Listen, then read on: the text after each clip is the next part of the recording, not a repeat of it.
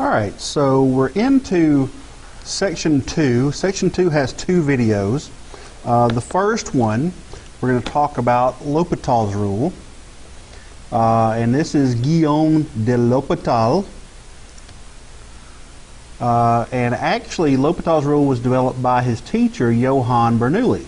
Some of you guys may know Bernoulli because he's got a big number named after him, plus the fact he did a lot of calculations with pressure and volume and things like that.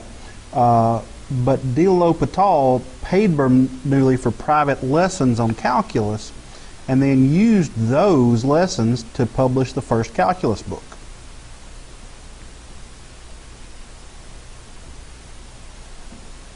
And here's Bernoulli. Alright, so let's consider the limit as x approaches 2 of x squared minus 4 over x minus 2. If we try to evaluate this by direct substitution, just plugging in the 2's, we're going to get 0 over 0. Now, 0 divided by 0 cannot be evaluated. It's called an indeterminate form. It's one example. In this case, we can evaluate this limit by factoring and then canceling. So, of course, our top will factor into x minus 2 and x plus 2. We can cancel out our x minus 2's, and then we end up with just x plus 2 on top that we can take the limit of, which gives us a limit of 4. But not all of the ones that are going to equal 0 over 0 have just a common factor on top. So there are instances where the limit is the ratio of the numerator over the denominator as x approaches 2. And we can find that ratio pretty easily with this case by doing a little division, which is what canceling out is.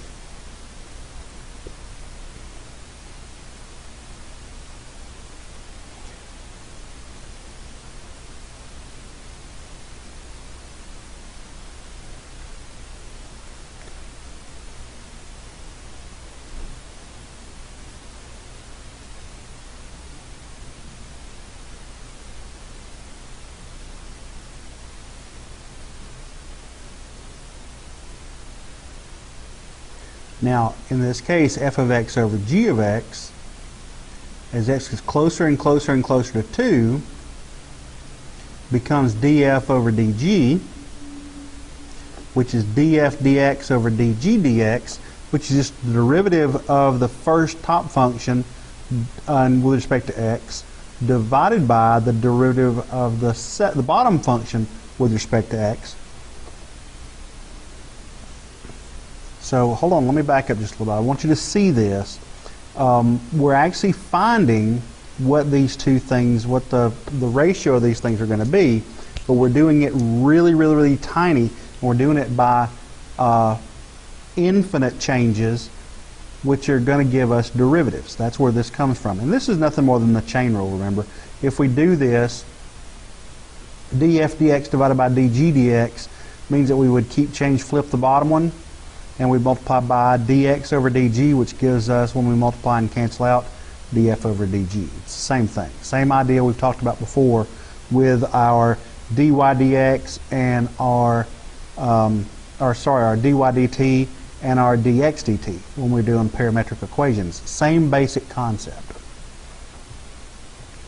So we could take the limit of the derivative of the top divided by the derivative of the bottom. And if we take the derivative of the top, what are we going to get? We're going to get 2x, and on the bottom, we're going to get 1. So then we can just plug in our 2 here, and we see we're still going to get 4.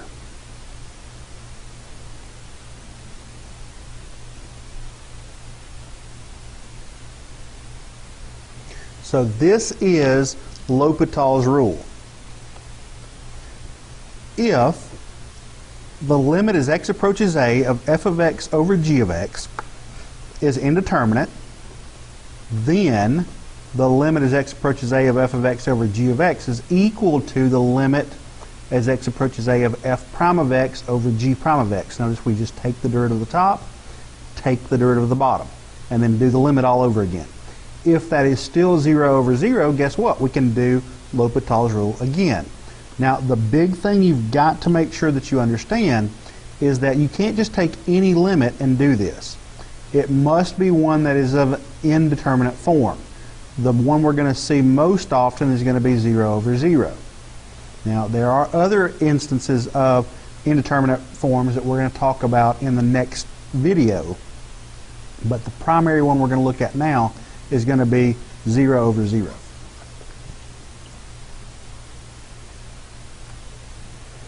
All right, now we can confirm L'Hopital's rule by working backwards and using the definition of the derivative. I'm going to put this up. It's not something that you're going to need to know or would ever be asked about, I would think, unless you're asked about it in college, not a college course or something. But I'll put this up just so you can see it.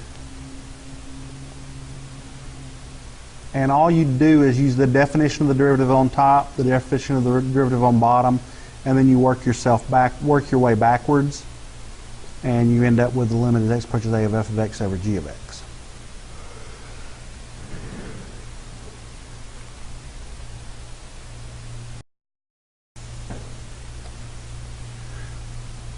All right, so let's do an example. We've got the limit as x approaches 0 of 1 minus cosine x over x minus x squared. And we're looking for this as x approaches 0. All right, so when we plug in 0, as x gets closer and closer to 0, we're going to have 1 minus cosine of 0 over 0 plus 0 squared.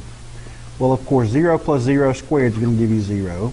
And cosine 0 is 1, so 1 minus 1 gives you 0. So we do have an indeterminate form.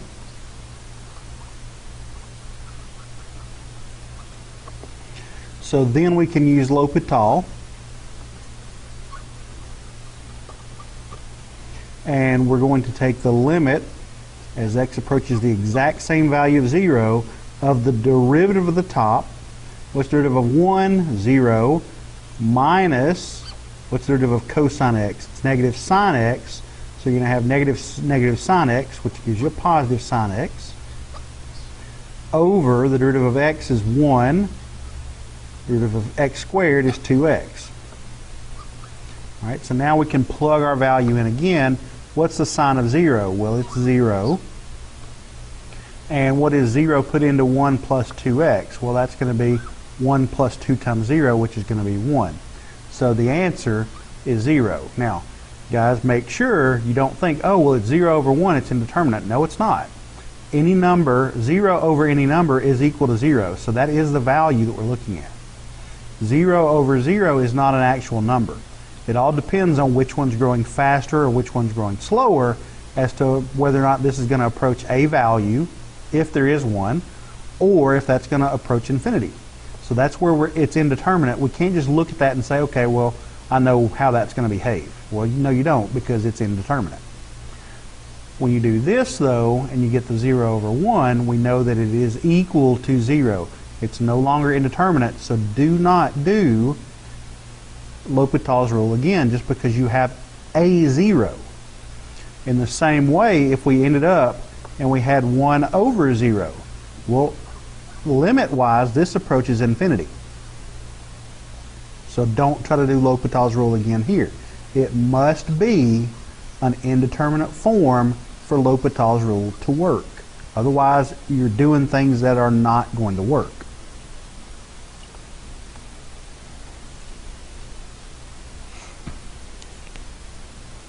Now, if it's no longer indeterminate, like I said, you've got to stop. If you try to continue with L'Hopital's rule and take the derivative of the top and the derivative of the bottom here, just because it's equal to 0, you end up with a limit of cosine x over 2, and that's going to be 1/2. Well, that's not the same thing as 0. The actual limit is 0. If you graph this thing, the limit's going to be equal to 0, not 1/2. So if you use L'Hopital's rule when you're not supposed to, when it doesn't qualify, remember that qualifier, if a limit is indeterminate, that's the qualifier, then you can use L'Hopital's rule.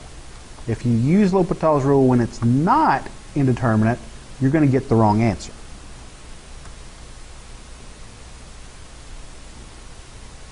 So don't do that. All right, now on the other hand, you can apply L'Hopital's rule as many times as necessary as long as the fraction is still indeterminate. So we've got the limit as x approaches 0 of the square root of 1 plus 0 minus 1 minus x over 2 all over x squared. So if we go and we work this out, just to plug in the 0, we're going to have 1 plus 0, which is 1. The square root of that is going to be 1, minus 1 minus 0 over 2, which of course is 0. So we end up with 0 on top, and 0 squared is still going to be 0. So we end up with 0 over 0, which is indeterminate.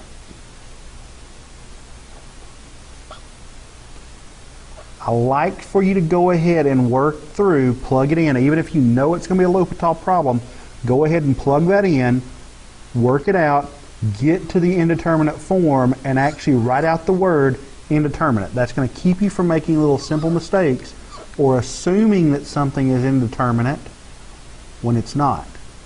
So go through the steps, get to where you know it's indeterminate, and write that word out. You don't have to necessarily say L'Hopital here, but it's a good idea to let people know what you're doing.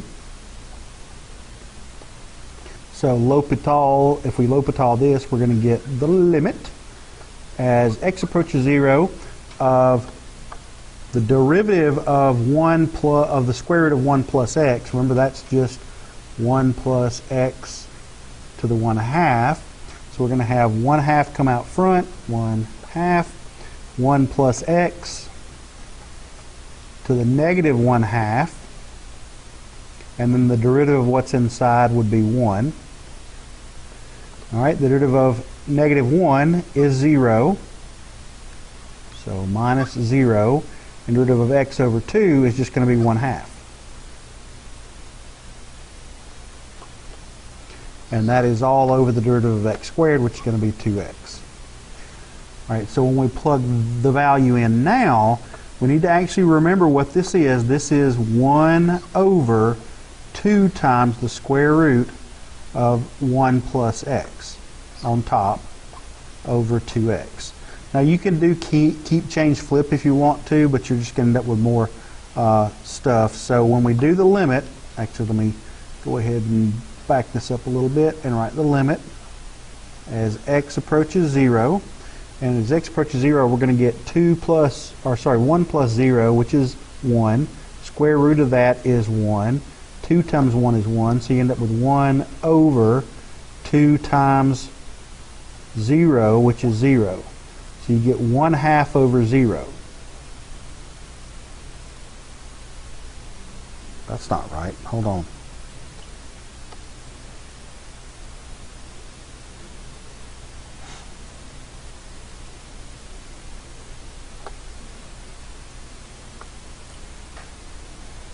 All right, where did I make my mistake here?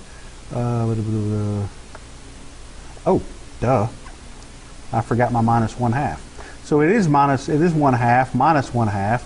You got to make sure you write all the parts on top. I just forgot to write this. So that's going to end up with 0 over 0. Indeterminate yet again. All right, so then we have to do L'Hopital's rule.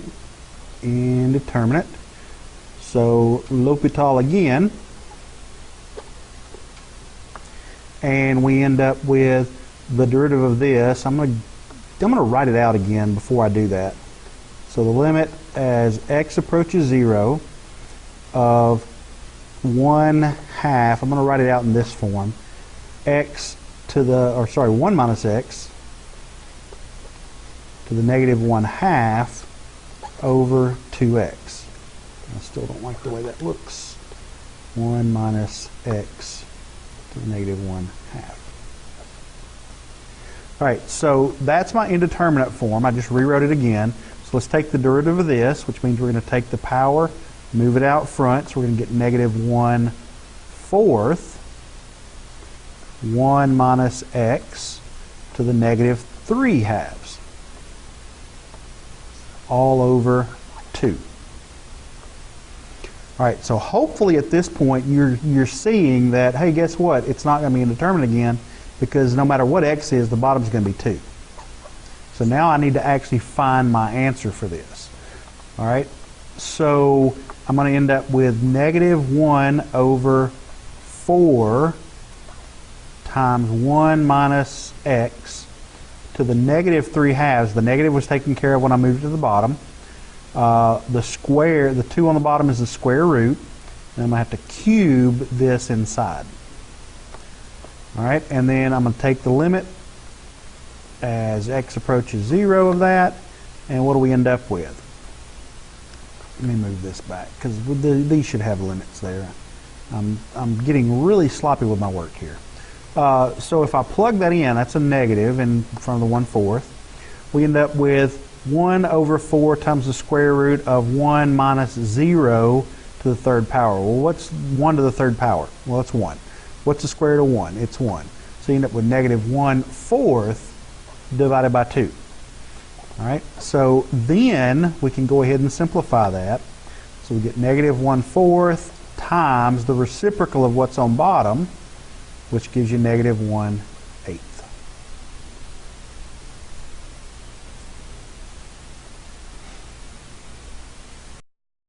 All right, L'Hopital's rule can be used to evaluate other indeterminate forms besides 0 over 0. The following are also considered indeterminate: infinity over infinity, infinity times 0, infinity minus infinity, 1 to the infinity power, and 0 to the 0 power.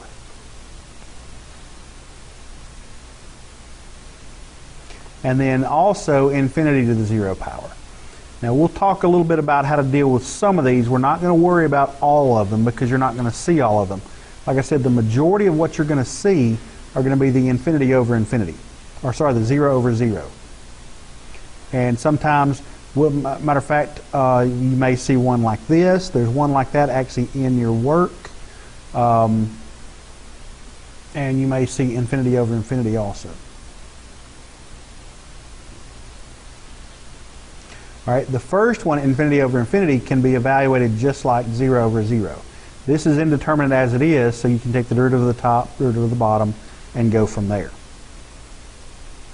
These other ones have to be done a little differently.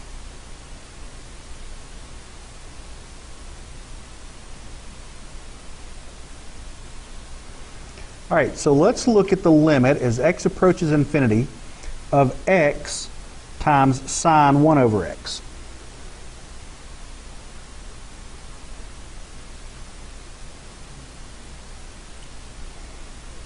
So when we plug in infinity, we end up getting infinity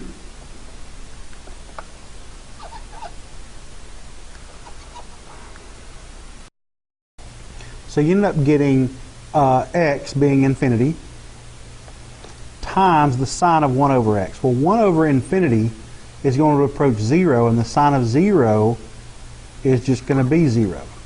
So we have the infinity times 0 thing.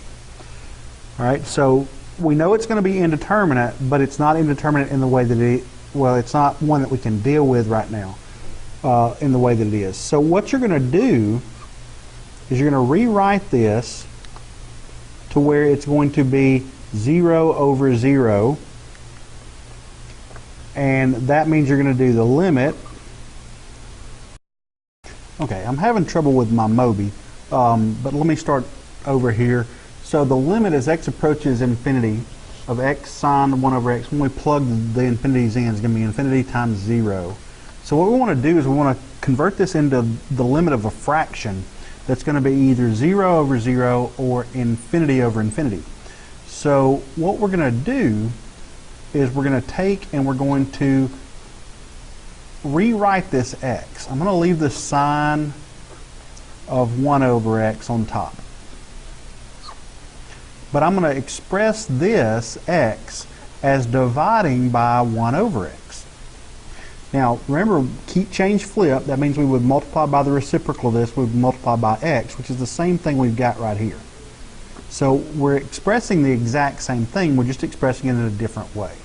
So now when we take the limit and plug in our infinity, we're going to get the sine of 0, which is 0, over 1 over infinity, which is approaching 0. So now we've got our indeterminate form. So if we do L'Hopital now, then we're going to take the derivative of the sine. We've got the limit.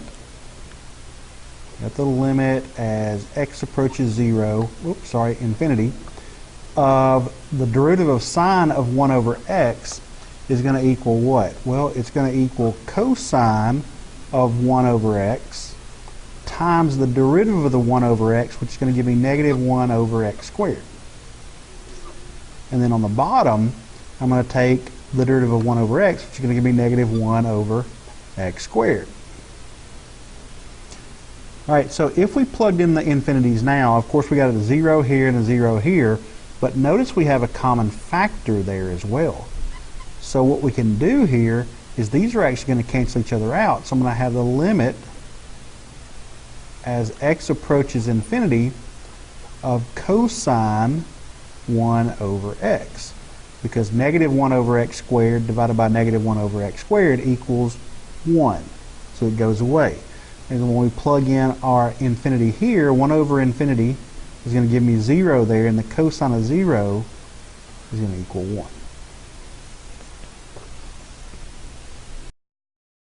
All right, so let's do this example. If we plug in 1,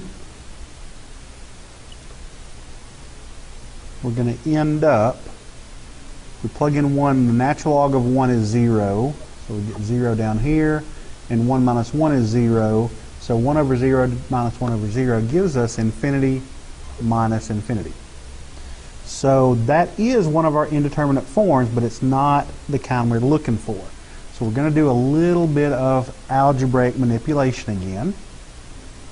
So I've got the limit as x approaches 0, and what we're going to do is we're going to get a common denominator and put these together.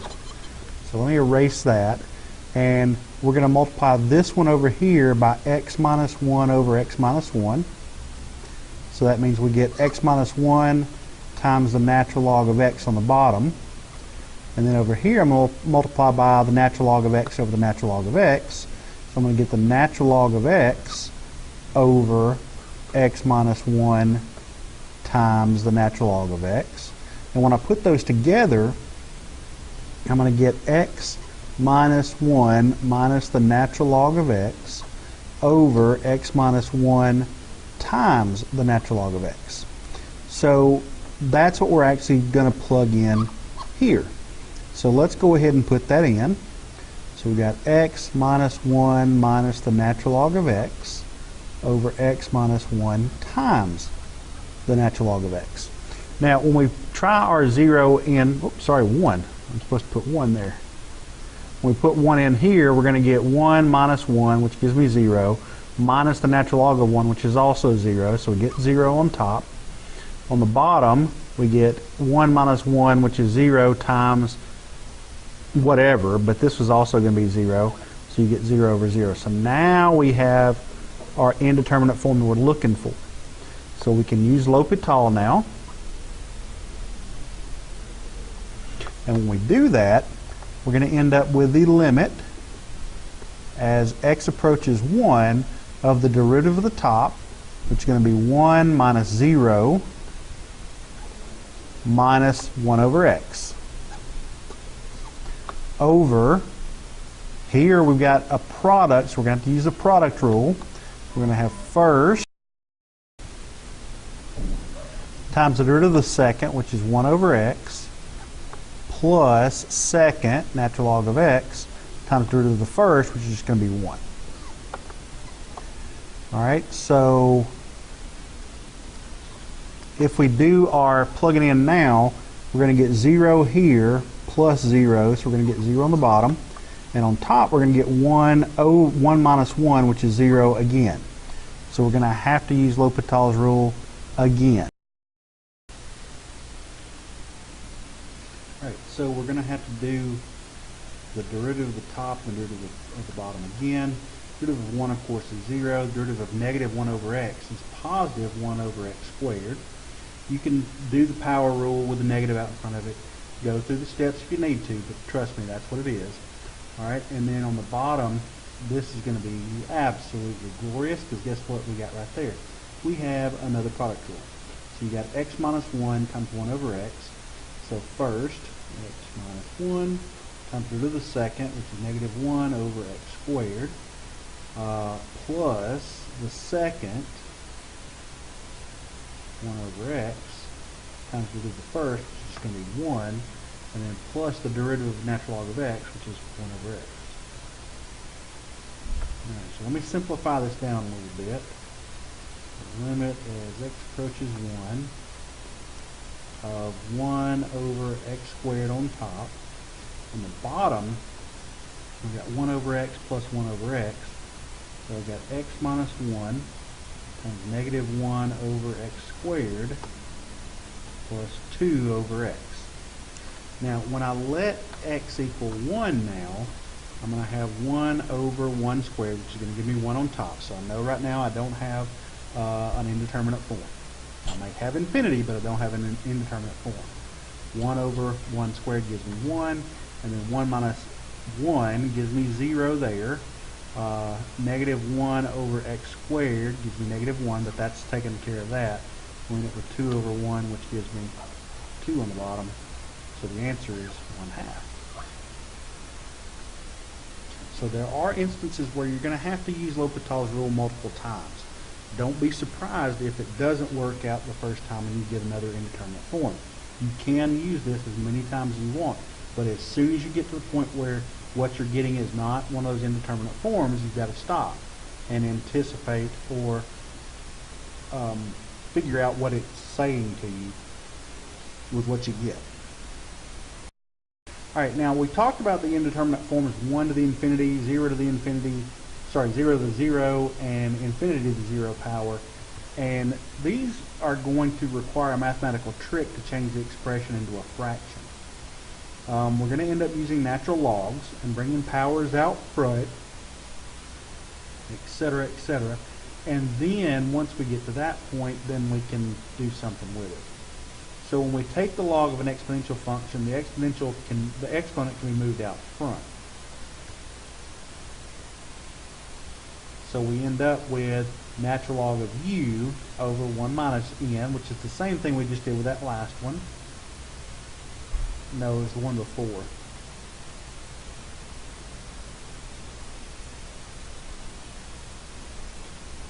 So we can then write the expression as a fraction, which allows us to use L'Hopital's rule. So here, we can take the log of the function as long as we exponentiate at the same time. So that allows us to deal with this. E to the natural log, of course, will cancel out, so we just end up with that same limit anyway. But then we can move the limit notation outside of the log.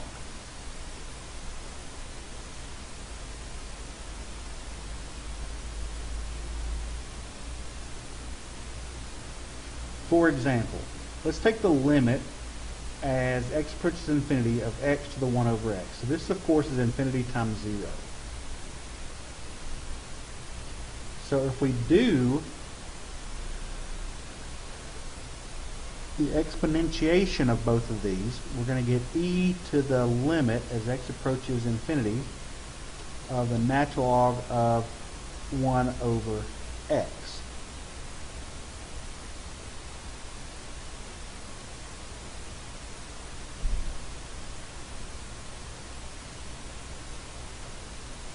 Alright, so once we do that, we can take that 1 over x and move it out in front of our natural log and get e to the limit of x approaches infinity of 1 over x natural log of x. And we can rewrite that as this, because 1 over x is nothing more than the same thing as dividing by x. So now we've got infinity over infinity as x approaches infinity inside this log. So we can evaluate that, and the limit that is in the power, by taking the derivative of the top and the derivative of the bottom. So we end up with 1 over x on top over 1 on the bottom. And as x goes to infinity, what's going to happen right here is this top is going to go to 0 over 1. So we end up with e to the 0 power. Well, e to the 0 power, guys, understand now with this exponentiation, the limit is not 0. The answer is what this is. Well, e to the 0 is just equal to 1. So just because you evaluated the limit up here in the power, don't think that that answer up there is your answer. Your answer is actually what this e to the whatever that limit is what your answer is supposed to be. So you got to evaluate it correctly, and don't just magically lose the e. Because we didn't just, contrary to what you may think, we didn't just magically put the e in here. There is mathematical basis for that. So here, the same thing. When we evaluate this limit, the e doesn't magically go away. So it is, when this limit's 0, this answer is e to the 0 power, which is 1. All right, that's all of that first one.